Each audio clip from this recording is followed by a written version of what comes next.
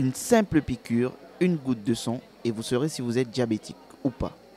Installés au cœur du marché de Salleron-du-Maroni, les habitants pouvaient gratuitement se faire dépister. C'est une très bonne initiative, surtout pour inciter à la population de se dépister, puisqu'on a une population quand même par rapport aux pathologies qui sont diabétiques, qui sont hypertendues, d'où un suivi. Et quelquefois, ils ne savent pas, ils sont ignorants, d'où l'importance de faire la prévention.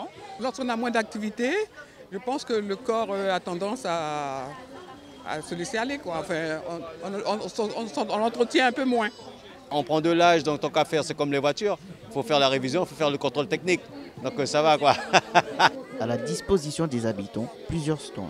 Contrôle du poids, de la taille, des conseils diététiques et sportifs, avec pour seul objectif le dépistage du diabète. Parce que le diabète, en fait, c'est une maladie un peu insidieux. Le diabète s'installe, le taux de glycémie commence à s'élever, les complications peuvent commencer à arriver et le patient se sent, lui, tout à fait bien. Il ne sait pas qu'il est diabétique, donc un dépistage régulièrement, c'est vrai que c'est important pour prendre les choses le plus tôt possible. Et les conséquences peuvent être très graves. Il faut se dire que partout où va le sang, va le sucre.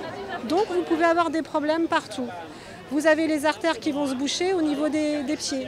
Donc amputation. C'est la première cause d'amputation hors accident de la route ou hors accident professionnel, quoi. Ça va boucher au niveau des reins, insuffisance rénale.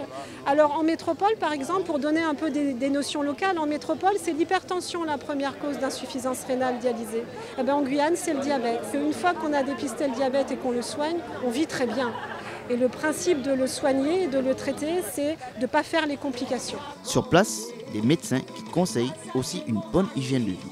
Ce qui a le plus d'impact, c'est de remplacer le riz blanc, le pain blanc, les pâtes blanches, de les remplacer par soit des flocons d'avoine, du pain avec la mie grise, ou alors des pâtes complètes, des ignames, des dachines, des patates douces. Après, on va augmenter la quantité de légumes, on va essayer d'avoir 1 ou 2 fruits dans la journée.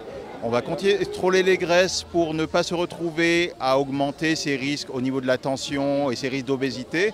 Parce qu'il faut savoir que si on a l'habitude de manger du poisson frit, pour chaque morceau de poisson frit, on a 1 ou 3 cuillères à soupe d'huile de plus par morceau. Un succès pour cette journée organisée par le Lions Club.